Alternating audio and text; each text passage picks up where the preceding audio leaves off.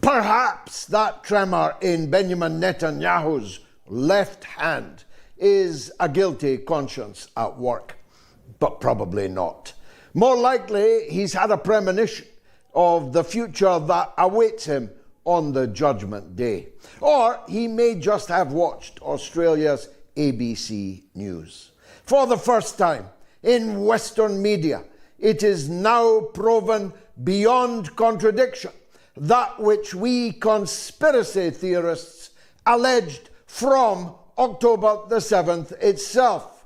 It was not the Palestinian resistance that slaughtered hundreds of revelers from a music festival being held within earshot of the world's biggest concentration camp. It was the Israeli forces themselves. Take a look back at my exchange with Piers Morgan. How incredulous he was. How utterly bemused that anyone like me could possibly say on his television show that Israel killed many of the casualties on October the 7th. Take a look at the way they ridiculed all these conspiracy theorists. It's now fact. 28 helicopter gunships emptied their belly of ammunition and made at least one trip back to base each to reload with more ammunition.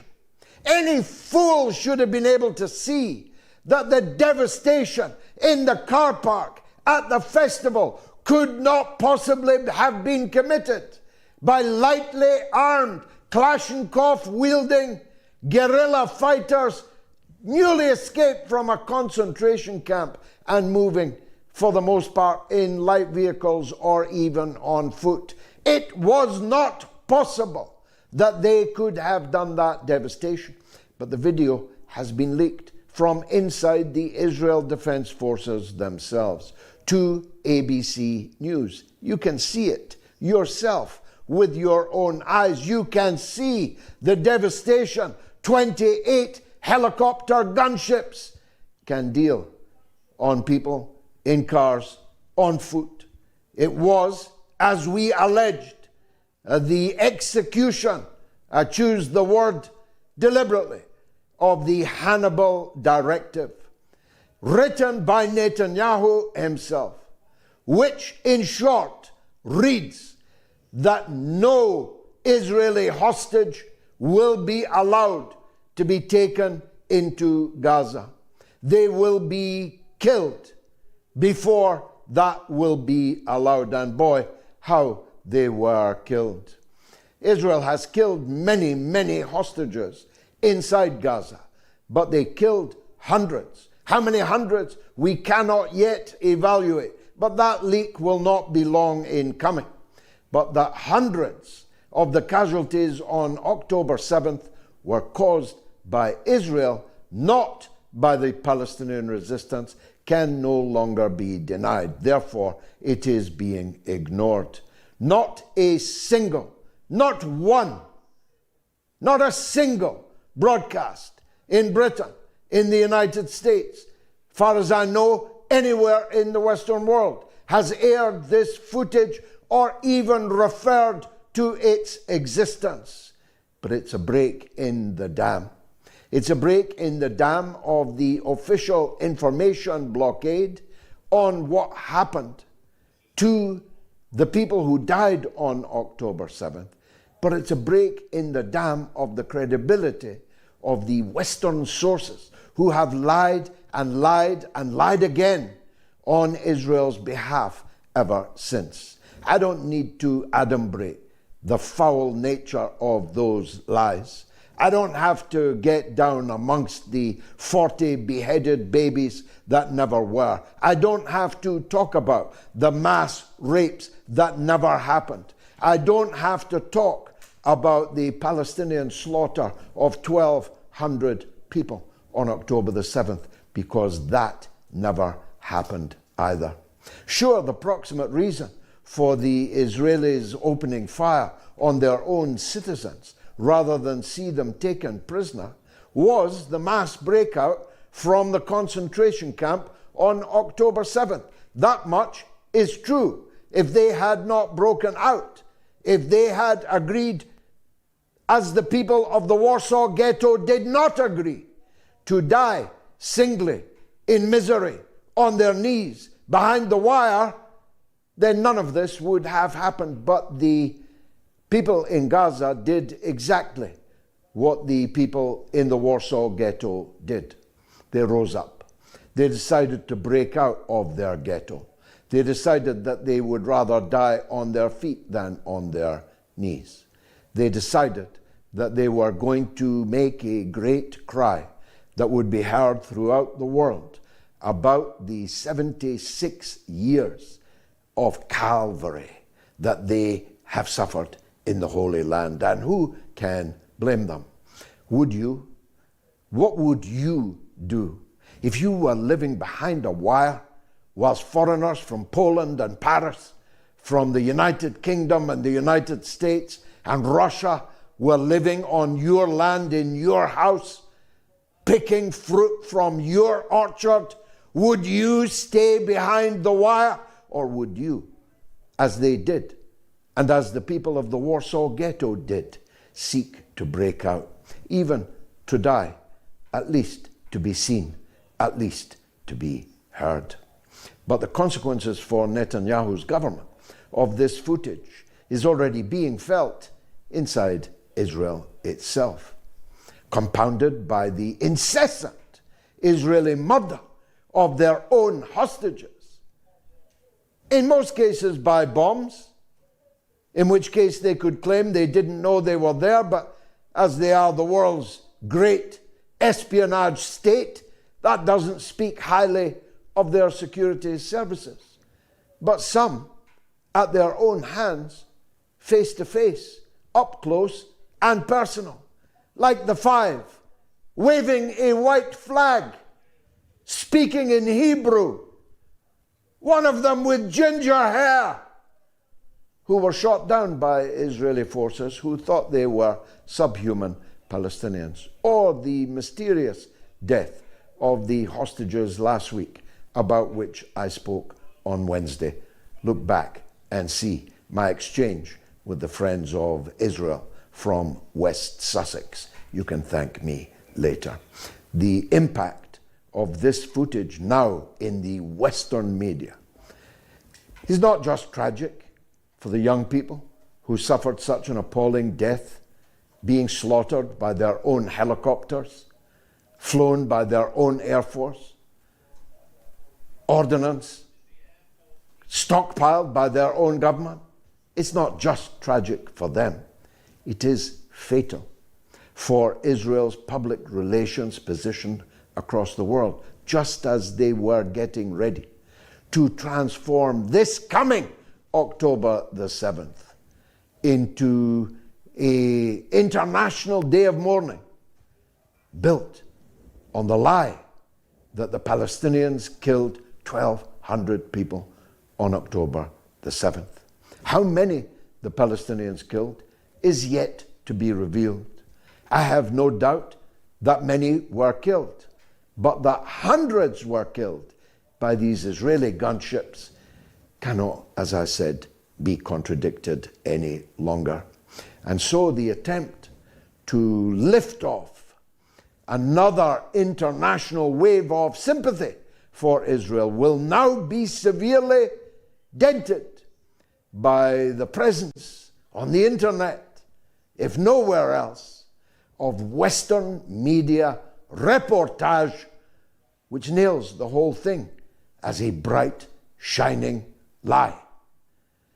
And you know, you can only lie for so long.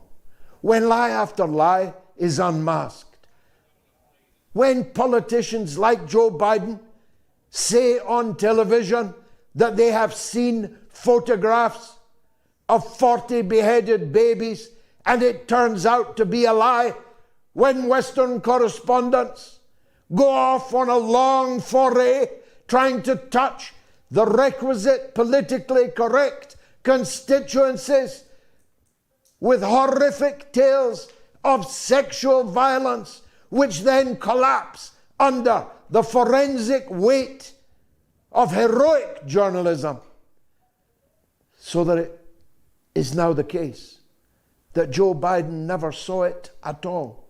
Ted Cruz never saw it at all. Rishi Sunak never saw it at all, although all claimed to have seen it. They didn't see it because it never happened. There were no beheaded babies. There was only one baby killed in the entire October 7th day, and we have no idea who killed that baby and why. But it's now looking exceedingly unlikely that that one single baby was killed by a Palestinian. On the other hand, tens of thousands of babies and small children have been killed by the same Israel that built the Tower of Lies about the 40 beheaded babies. I have seen more than 40 beheaded Palestinian babies, and there are many more that I simply could not look at any longer. Every accusation turns out to be a confession. And that's leaving aside what that heroic actress, Miss Friedland, said just yesterday at her awards ceremony. This has lasted 76 years. Not 11 months, 76 years. The Palestinians have been suffering under the shadow of the Tower of Lies that is the entire basis of the existence of a state which has gathered in people whose DNA cannot legally be extracted from them, from all over the world, in a settler, apartheid, colonial state. The natives have never accepted it. The Tasmanian natives had to be annihilated, and every last one of them was annihilated by the British settlers. Tasmania being one of those. Only 22 countries in the United Nations were never invaded and occupied by Britain. Imagine. Tasmania, they wiped out the natives. In Australia and New Zealand, they did as much as they could to annihilate the indigenous people and to marginalize the rest in lives of utter, unending misery.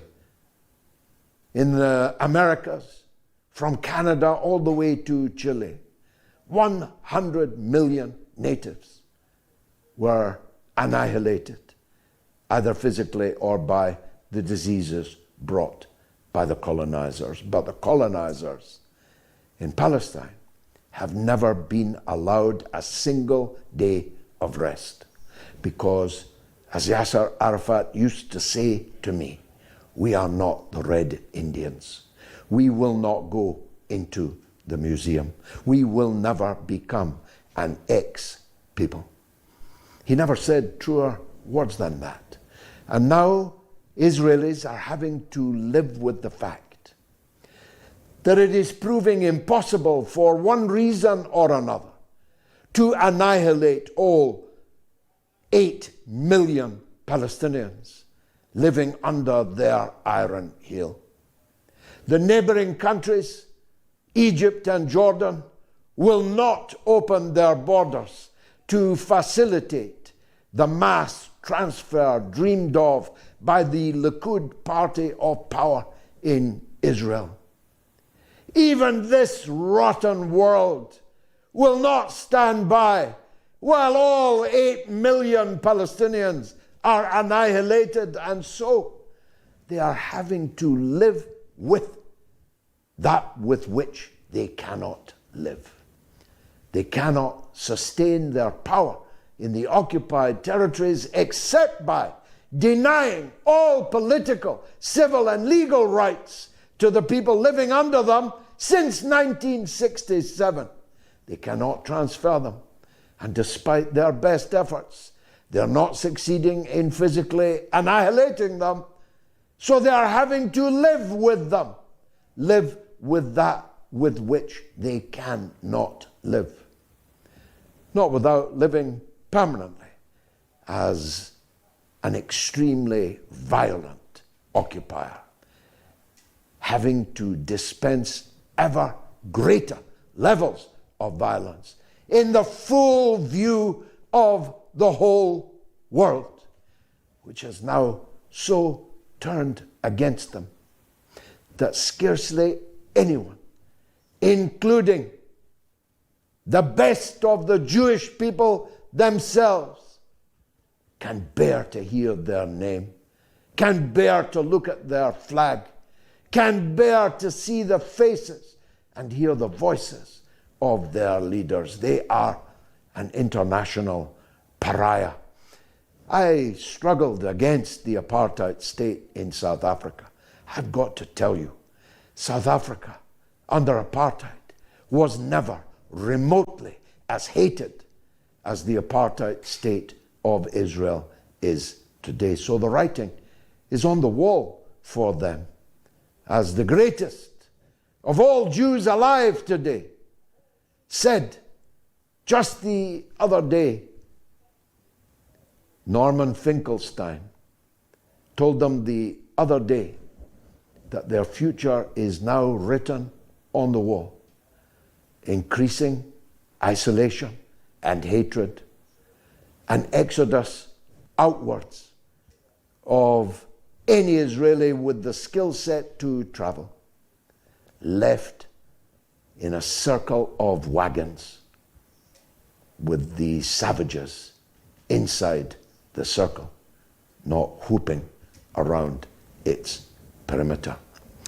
I don't have time to address some of the other issues that we intend to deal with tonight, but the greatest of them is the threat to freedom of speech. We have now, getting on for 500,000 followers on YouTube, but our show is being offered to fewer and fewer of them every week. We are now under algorithmic strangulation by YouTube, but thankfully not by other platforms yet. And we're the lucky ones. We haven't been stopped at the airports, either coming into London or flying out of it. We have not been arrested like Mr. Durov. I've just seen him walking calmly in Paris. He seems to have made his peace, if you get my drift, with the French authorities. We have not been banned. We have not been deplatformed yet. But we'll keep speaking on whatever platform we can find, as clearly and as loudly as we are able. Others have not been quite as lucky. Sarah Wilkinson, a 61-year-old woman, was raided at 7 a.m. by 12 police officers, several of them wearing balaclavas. They disturbed her mother's ashes. They broke her Christmas lights. They took her passport, stole her money, and banned her from using the telephone or a computer. It was one of the worst in a long series of utterly ridiculous, self-defeating blunders by various British police forces. Who told them they could get away with those bail conditions? My guess, the man that let Jimmy Savile off and did his very best to send Julian Assange to a penal colony called the United States of America. Stay tuned. We've got one of those victims coming up next. Professor Danny Shaw. Boy, does he have a story to tell. Stay tuned.